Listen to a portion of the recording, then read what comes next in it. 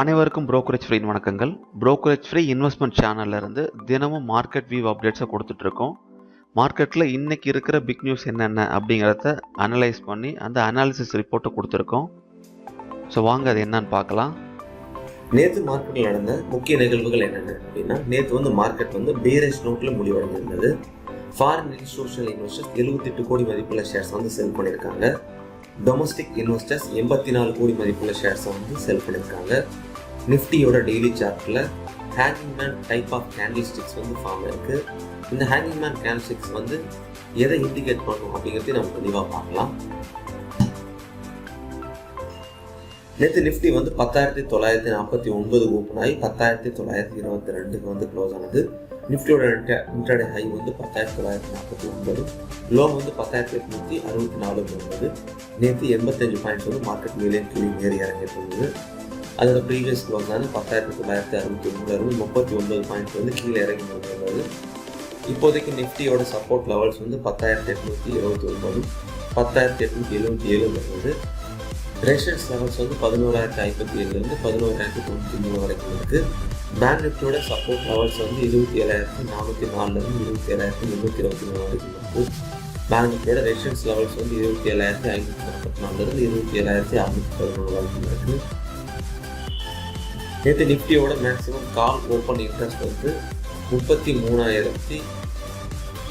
நேற்று நிஃப்டியோட மேக்ஸிமம் கால் open interest 33 லட்சம் ஓப்பன் இன்ட்ரெஸ்ட் கான்ட்ராக்ட் இருந்தது. 11,000 ஸ்ட்ரைக் ப்ரைஸில் 11,200 ஸ்ட்ரைக் ப்ரைஸில் 30 லட்சமும் 11,100 ஸ்ட்ரைக் ப்ரைஸில் 27 லட்சமும் ஓப்பன் இன்ட்ரெஸ்ட் கான்ட்ராக்ட்ஸ் இருந்தது.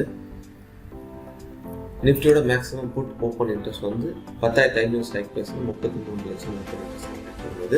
10,700 33, 10,800 31 லட்சமும் ஓப்பன் இன்ட்ரெஸ்ட் கான்ட்ராக்ட்ஸ் இருந்தது. பல்க் டீல்ஸில் பிரபாட் டைரி அப்படிங்கிற கம்பெனியோட ஷேர் அல்கியூட்டி சிகாவ் அல்கியூட்டி இந்தியா சப்ஸ்கண்டினென்ட் ஃபண்ட் அவங்க 16,846 ஷேரை 86.56 அப்படிங்கிற ப்ரைஸ்க்கு என்எஸ்சியில் அவங்க அதை செல் பண்ணியிருக்காங்க. ஸ்ரீ கிருஷ்ணா மிட்காம் அப்படிங்கிற கம்பெனியோட ஷேரை பிரதியூஷ் ஃபண்ட்ஸ் பிரைவேட் லிமிடெட் அவங்க 70,000 ஷேரை 69.8 அப்படிங்கிற ப்ரைஸ்க்கு என்எஸ்சியில் அவங்க அதை செல் பண்ணியிருக்காங்க.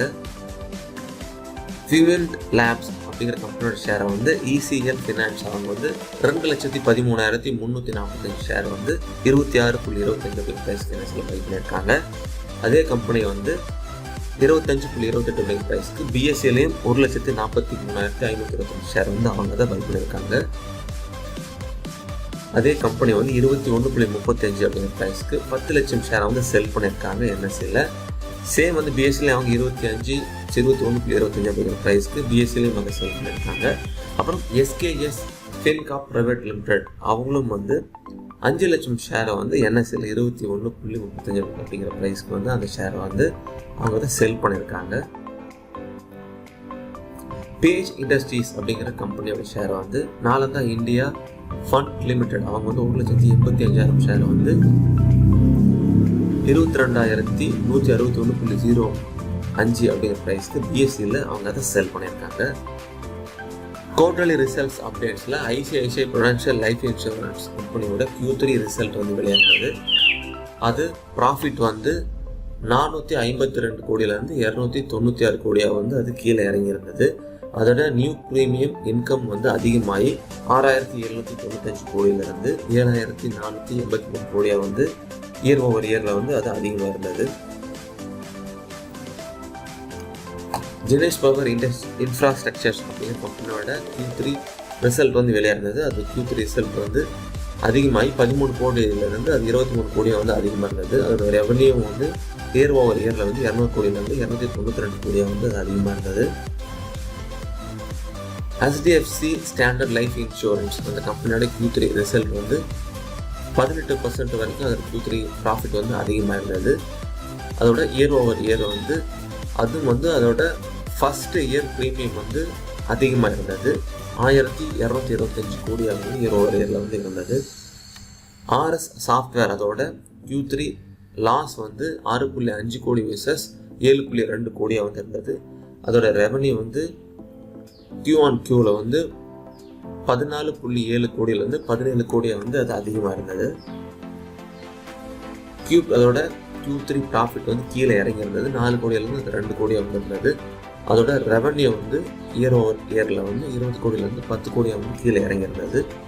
விசா ஸ்டீல் அதோட Q3 ரிசல்ட்டில் அதோட லாஸ் வந்து 53.7 கோடி விசஸ் 30.7 கோடியாக வந்து இருந்தது.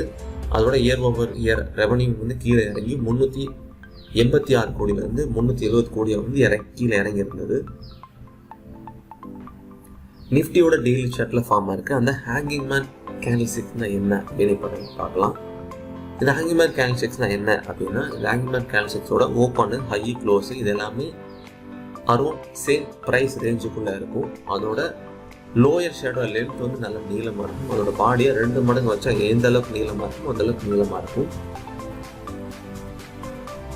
பொதுவாக இந்த ஹேங்கிங் மேன் கேண்டில் ஸ்டிக்ஸோட ஓப்பனும் ஹையும் வந்து சேமாக இருந்தால் அதை bearish hanging man candle sticks அப்படின்னு சொல்லுவாங்க. அதோட க்ளோஸும் ஹையும் வந்து ஒரே மாதிரி இருந்தால் அதை bullish hanging man candle sticks அப்படின்னு சொல்லுவாங்க.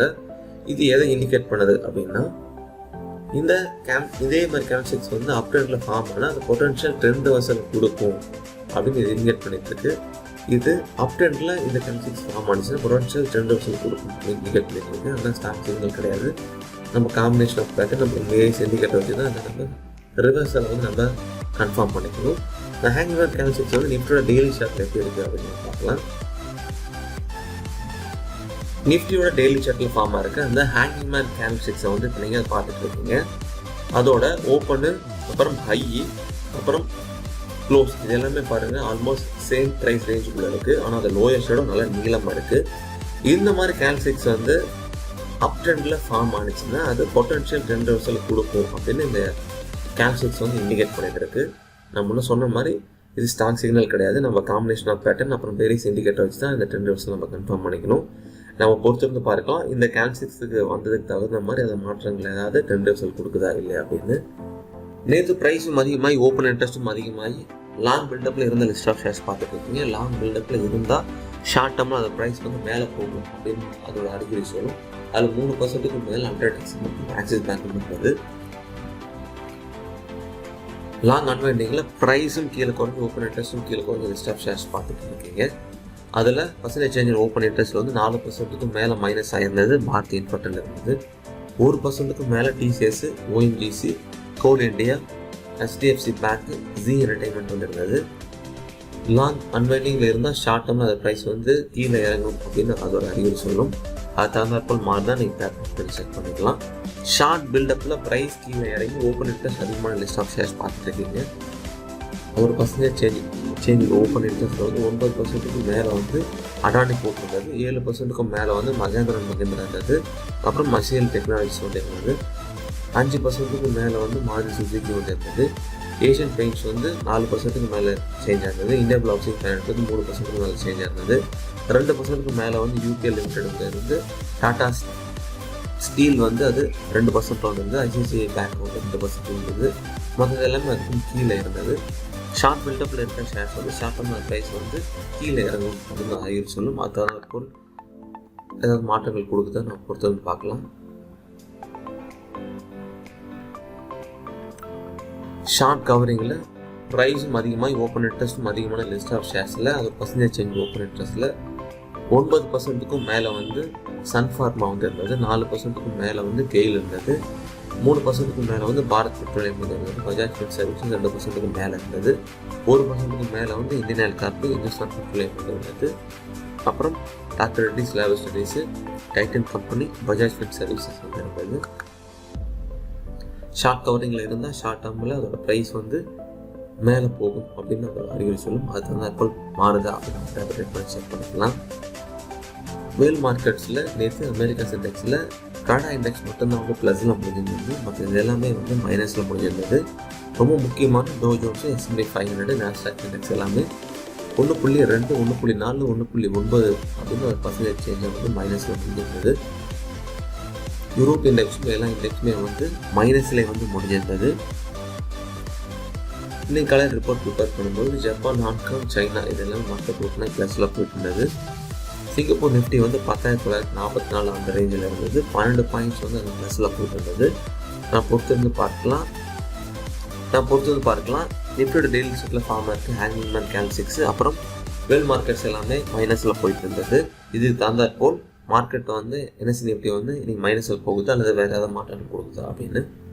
ஜீரோதாவில் புதுசாக ஜீரோதா ஸ்ட்ரீக் அப்படிங்கிற அல்கோ ட்ரேடிங் பிளாட்ஃபார்மை வந்து இன்ட்ரடியூஸ் பண்ணியிருக்காங்க. இந்த அல்கோ ட்ரேடிங் பிளாட்ஃபார்ம் மூலிமா உங்களால் ப்ரோக்ராமிங் கோட் எதுவும் இல்லாமல் அல்கோ ட்ரேட் பண்ணிக்க முடியும்.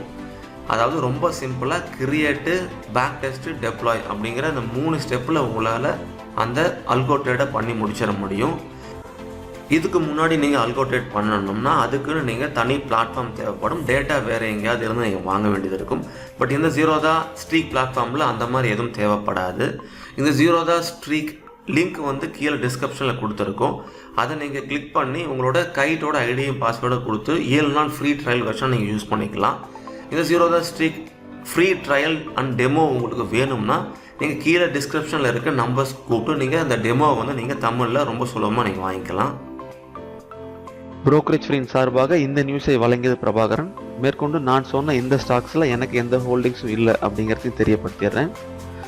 மேலும் நாளை இதேபோல் பயனுள்ள செய்திகளுடன் உங்களை சந்திக்கிறேன். மிக்க நன்றி.